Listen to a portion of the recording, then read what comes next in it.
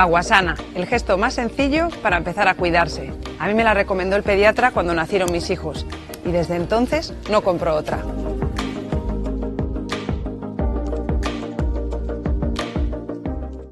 Esta por papá, esta por mamá, esta por... Por esa xente que pasa tempo lonxe de fogar, para que nos podamos disfrutar dunha pescada baixa en calorías e grasa, pero chea de vitaminas, minerais e proteínas. Cando se trata de escoller peixe e marisco saudable, frescos e de sabor auténtico, Galicia sabe. Galicia sabe amar. 265 días traballando, 20 días de vacacións, 15 minutos de felicidade total, 10 segundos de gloria, por 4 segundos de despiste. Non deixes que a túa vida quede na estrada. Aguasana se encuentra situada en una de las laderas de Agroba, en el término municipal de Bayona, Pontevedra, a 270 metros sobre el nivel del mar. And lastly, to promote practical and innovative solutions that can help countries regain a path towards sustainable development.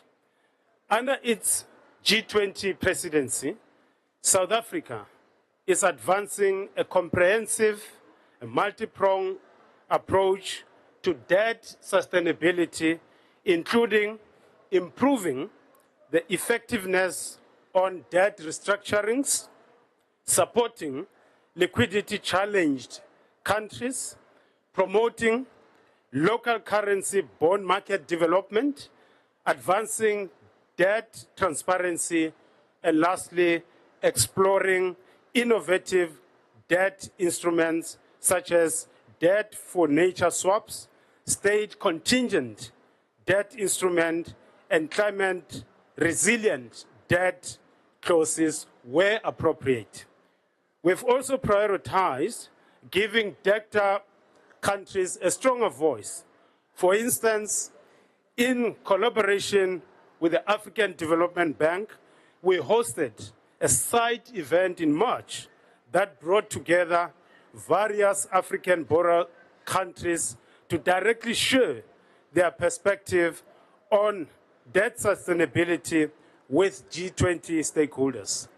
Our focus also includes improving the implementation of the common framework for debt treatments through actions such as publishing a step-by-step guide to the debt restructuring process under the common framework to improve speed and predictability.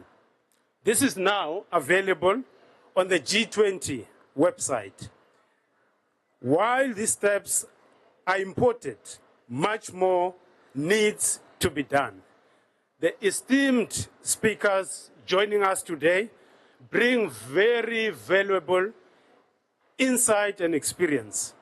Their contributions will help us build on the progress achieved and define further steps to support debt sustainability for developing nations. With that, we're now starting with our program today. I'll now hand the floor to His Excellency Pedro Sánchez, the President of the Kingdom of Spain, for his keynote address. Over to you, President.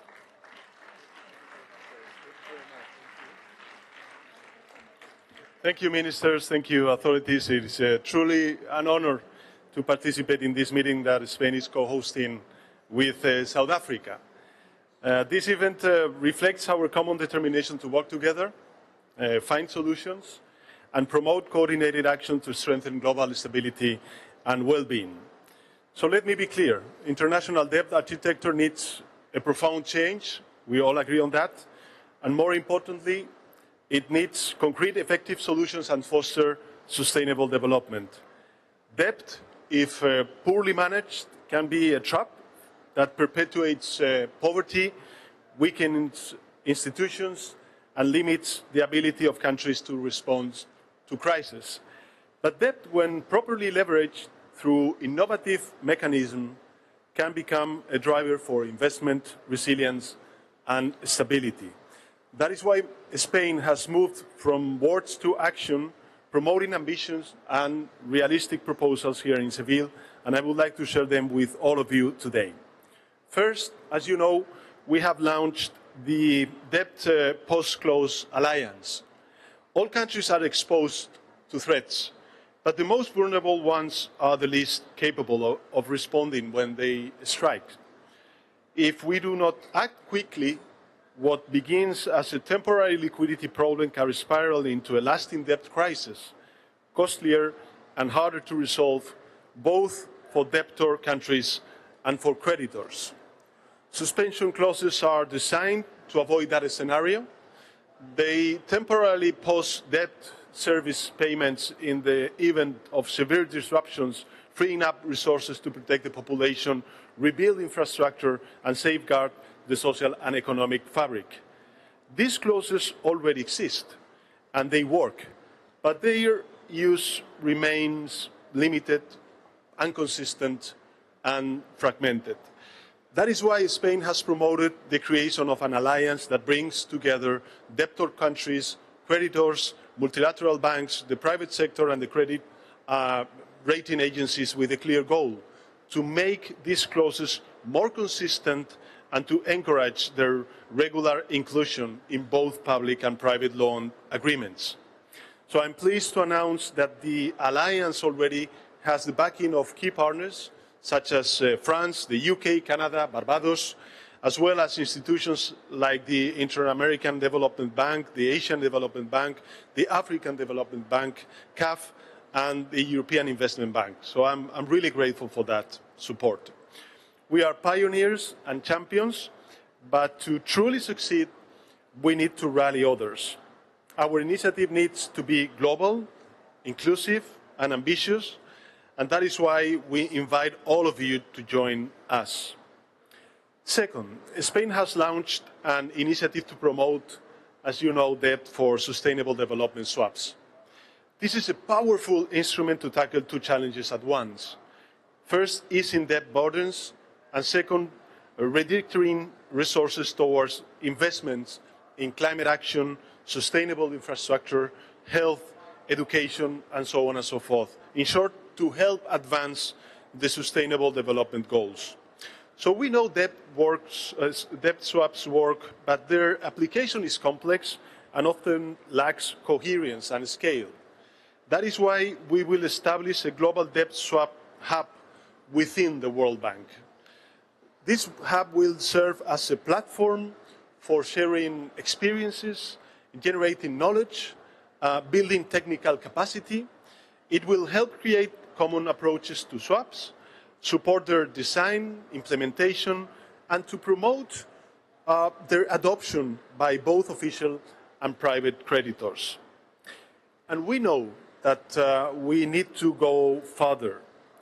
So that is why Spain will launch a national facility that will allow up to 60 million euros per year in debt relief for developing countries.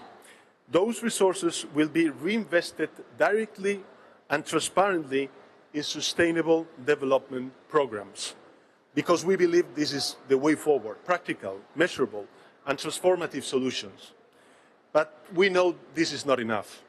We need to address the structural problems that prevent many countries from stabilizing their debt while investing in their future. In this regard, I would like to highlight and support a proposal advocated by the Jubilee Commission, whose representatives join us here today. A multilateral fund that enables countries to buy back their own debt at a discount on secondary markets before it falls into the hands of vulture funds.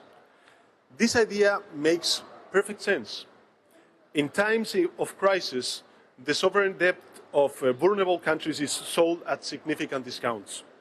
Instead of allowing this asset to end up in the hands of speculative investors, we should help and enable countries themselves to repurchase their debt at reduced prices, lightening, of course, their financial burden and freeing up resources for development. Spain supports exploring the creation of this fund, which could be backed by the SDRs to provide loans and favorable terms to eligible countries. This is, I believe, a realistic proposal. It is aligned with social justice and consistent with the goal of building a more resilient and fairer global financial architecture. To conclude, my friends, Excellencies, we are at a moment of real opportunity to transform the way we manage sovereign debt. Marginal adjustments are not enough. We need ambitious, innovative solutions based on international cooperation and solidarity.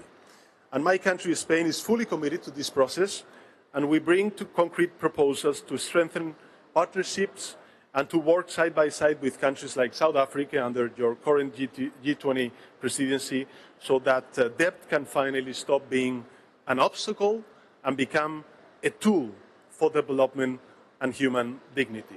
Thank you very much.